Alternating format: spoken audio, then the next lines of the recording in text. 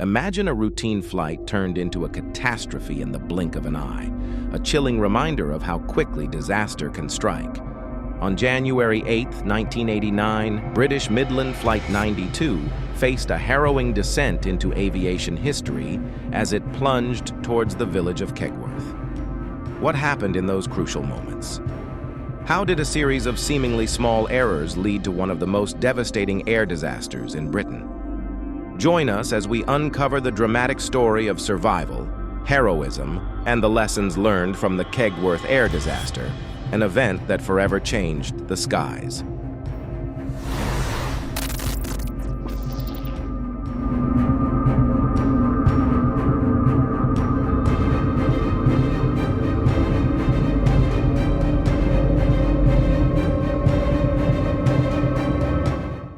On the morning of January 8, 1989, British Midland Flight 92 was meticulously prepared for its journey from London Heathrow Airport to Belfast International Airport. The Boeing 737-400, a relatively new aircraft, was checked and deemed fit for flight by the ground crew. Passengers boarded with the usual mix of anticipation and routine, unaware of the drama that would soon unfold. The flight crew, experienced and ready, conducted their pre-flight checks, ensuring all systems were operational. British Midland, also known as BMI or British Midland International, was a prominent British airline with a rich history dating back to its founding in 1938. Headquartered at Donington Hall in Castle Donington, the airline was known for its extensive domestic and European routes, connecting the UK with various destinations across the continent. London Heathrow Airport, often referred to simply as Heathrow, is one of the busiest and most iconic airports in the world.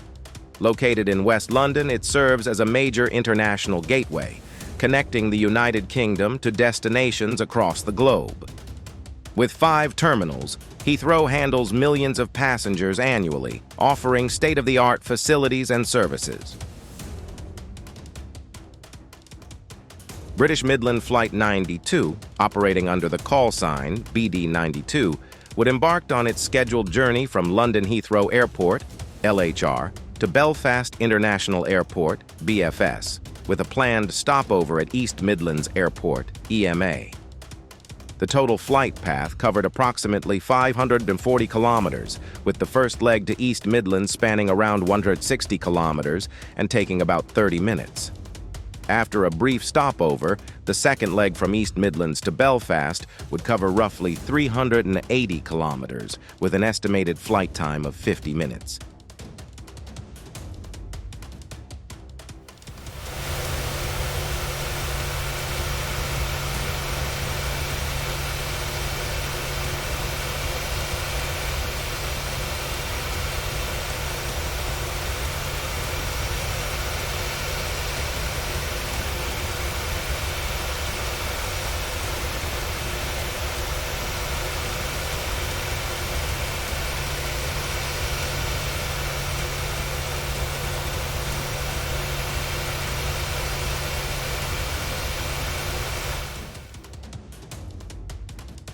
The flight was crewed by 43-year-old Captain Kevin Hunt and 39-year-old First Officer David McClelland. Captain Hunt, a seasoned British Midland pilot since 1966, had amassed approximately 13,200 flight hours. First Officer McClelland, who joined British Midland in 1988, had accumulated around 3,300 total flight hours. Together, the pilots had nearly 1,000 hours of experience in the Boeing 737 cockpit, with Hunt logging 763 hours and McClelland 192 hours. However, their experience with the Boeing 737-400 series was limited, totaling only 76 hours, 23 hours for Hunt and 53 hours for McClelland. The aircraft, a British Midland-operated Boeing 737-4Y0 with the registration GOBME, was on a scheduled flight from London Heathrow Airport to Belfast International Airport, Northern Ireland. It had already completed a round trip from Heathrow to Belfast earlier that day. The 737-400 was Boeing's latest design, with its first unit entering service just 4 months prior in September 1988. GOBME had been in service for 85 days since October 15, 1988, and had accumulated 521 airframe hours. The aircraft was powered by 2 CFM International CFM56 turbofan engines.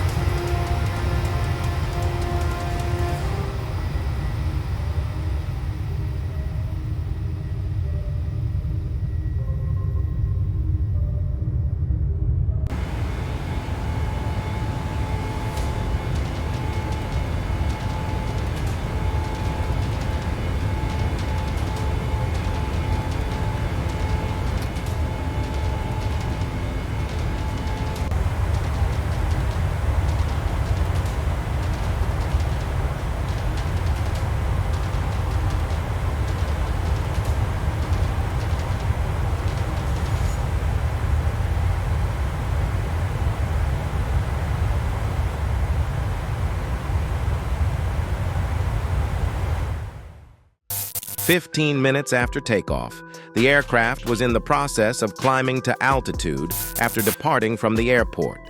At 28,000 feet, passengers and crew began to notice a faint smell of something burning in the cabin. What initially seemed straightforward turned out to be anything but. Because this was Boeing's latest 737 model, featuring numerous modifications from its predecessors, the pilots were not fully familiar with its design. Determining the cause became challenging and ambiguous, especially since both pilots had very little flying time on the 737-400. In earlier variants of the Boeing 737, cabin air conditioning relied on bleed air sourced exclusively from the right engine. However, with the introduction of the Boeing 737-400 variant, Boeing redesigned the system to utilize bleed air from both engines simultaneously. This change aimed to enhance efficiency and reliability in cabin pressurization and air conditioning systems across the aircraft's operations. A moment later, the smell of burning intensified and was accompanied by unfamiliar sounds, causing concern among the pilots and crew. The pilots were busy investigating the cause. Suddenly, a loud noise reverberated, causing the aircraft to shake violently.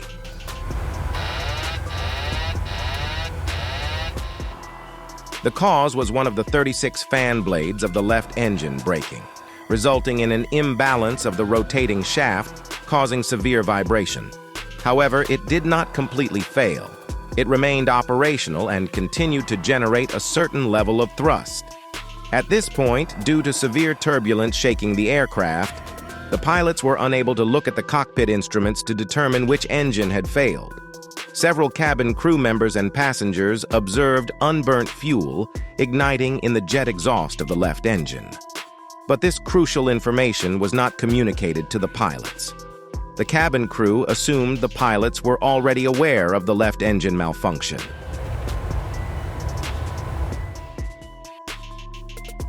In earlier 737 versions, the right air conditioning pack was supplied by bleed air from the right, number 2 engine for the flight deck, while the left pack fed from the left, number 1 engine, served the passenger cabin. On the 737-400, this setup changed. The left pack now serviced both the flight deck and the aft cabin, while the right pack serviced the forward cabin.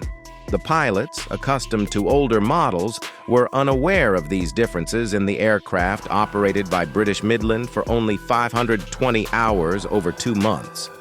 The captain later noted smoke in the cabin, assuming the issue was with the right engine. Consequently, they reduced thrust on the functioning right engine instead of the faulty left one. Without a cockpit view of the engines, and with no communication from cabin crew who did not hear the captain's reference to the right engine, they remained unaware that smoke and flames had been observed from the left engine. After the initial blade fracture, Captain Kevin Hunt had disengaged the plane's autopilot. The flight was diverted to nearby East Midlands Airport at the suggestion of British Midland Airways operations for an emergency landing. When the pilot shut down the right engine, the absence of smoke smell led them to believe they had resolved the issue. However, this was coincidental. Disengaging the auto throttle before shutting down the right engine reduced fuel flow to both engines, stopping excess fuel from igniting in the left engine exhaust. Consequently, ongoing damage was mitigated, the smoke smell dissipated, and vibration decreased, although it remained detectable on cockpit instruments.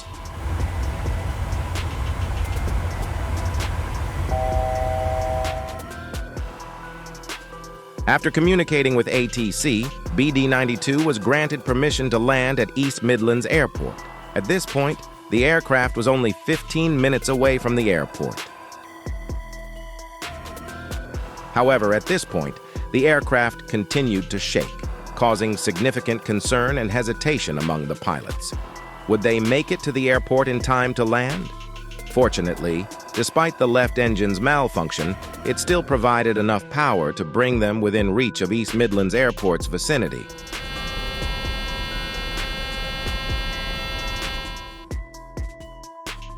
Upon reaching the airport vicinity and preparing for landing, BD-92 was given a straight-in approach to facilitate a swift landing. Passengers were informed of the incident and instructed to brace and evacuate immediately upon landing. During the landing approach, to maintain lift, the captain increased the power of the left engine, which, to his surprise, was still operational and undamaged. Suddenly, a loud explosion occurred as the engine thrust was increased.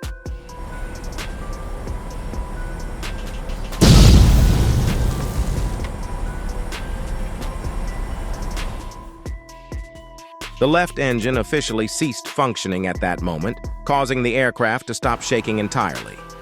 This realization led the captain to identify the true source of the malfunction. He quickly instructed the first officer to restart the right engine because the aircraft had lost lift and the airport was only a few kilometers away. But the aircraft was by now flying at 185 km/h, 100 km/h, 115 minutes, too slow for a restart. It was already too late.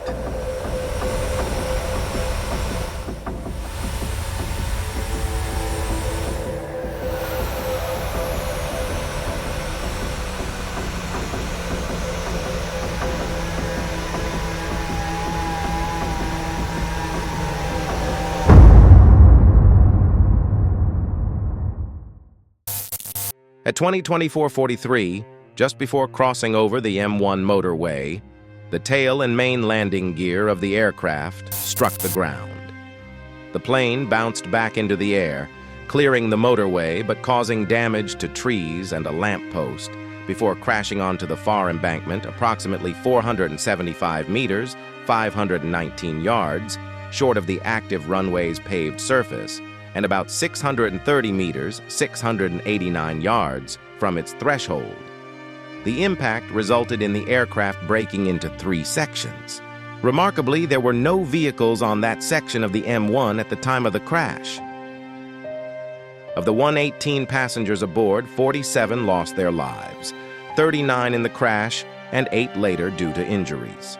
All 8 crew members survived, while 79 passengers survived, with 74 sustaining serious injuries and 5 minor injuries.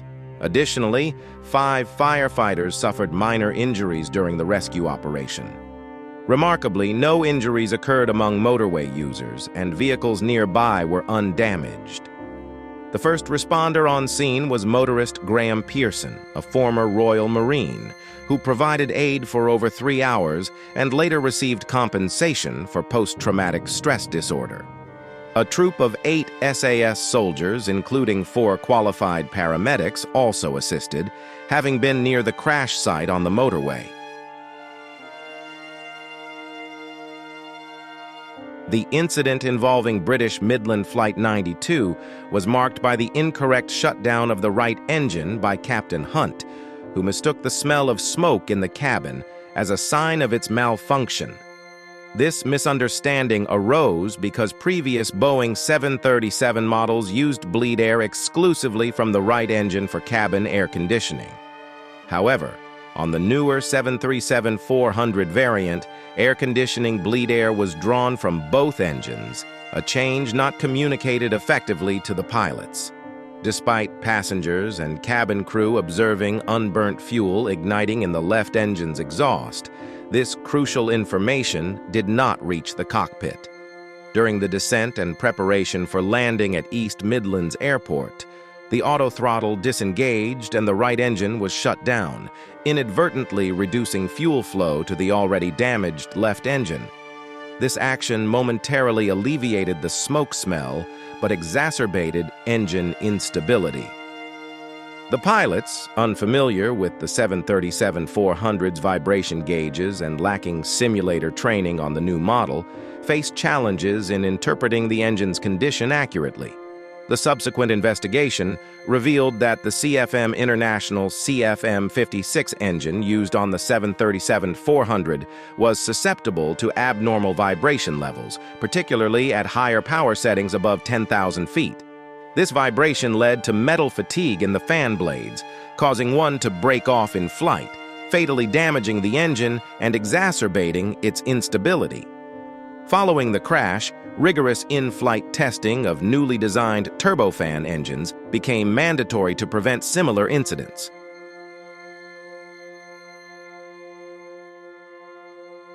Following the disaster, an official report issued 31 safety recommendations, leading to significant advancements in aircraft safety and emergency protocols for passengers. These improvements stemmed from a collaborative research effort funded by the CAA, conducted by teams from the University of Nottingham and Hawtall Whiting Structures. The study, employing analytical occupant kinematics techniques, evaluated the effectiveness of the brace position during emergencies. As a result, a revised brace position notice was issued in October 1993 to enhance passenger safety measures. Furthermore, the accident investigation prompted the establishment of the International Board for Research into Aircraft Crash Events on November 21, 2016. This collaborative initiative involves experts working to develop universally accepted impact bracing positions for passengers and, eventually, cabin crew across various seating configurations. These findings are intended to be submitted to the International Civil Aviation Organization through its Cabin Safety Group, aiming to standardize safety protocols globally. A memorial was erected in the nearby Kegworth Village Cemetery to honor those who perished, were injured, and participated in the rescue operation, featuring a garden filled with soil from the crash site. Captain Kevin Hunt and First Officer David McClelland, both seriously injured in the crash, were dismissed following criticisms outlined in the Air Accidents Investigation Branch report. Hunt, who sustained spine and leg injuries, expressed remorse in a BBC documentary, attributing their errors to unanswered questions. British Midland later settled with McClelland out of court for unfair dismissal. Alan Webb, the chief fire officer at East Midlands Airport, received an MBE in the 1990 New Year Honors for his team's commendable rescue efforts. Graham Pearson, a passing motorist who aided survivors for 3 hours, successfully sued for post-traumatic stress disorder, receiving $57,000 in damages in 1998, equivalent to $85,200 in 2019. A lot of noise, as if it was a backfire, flames coming out of the port engine, very much nose up and wing down on the port side, as if he was struggling for height. On the final approach, he got very close. They go out of sight just as they come into the final approach from where my house is situated. And at that point, the noise was very much curtailed. Normally we hear the noise continue for a little longer, and then we hear the reverse thrust, and you know that the plane is down on the runway. This didn't occur. We checked in on the emergency service frequency, and we've had reports that there's debris on both carriageways of the M1. The crash was highlighted in several documentaries. Fatal Error, in 1991 as part of the Taking Liberties series, an ITV documentary in 1999 about the Kegworth crash, and featured in an episode of Seconds from Disaster titled Motorway Plane Crash. Additionally, it was covered in the 2011 Discovery Channel documentary Air Crash Confidential. In 2015, the incident was detailed in the episode Choosing Sides, or M1 Plane Crash, of the documentary series Mayday, known as Air Crash Investigation in the UK.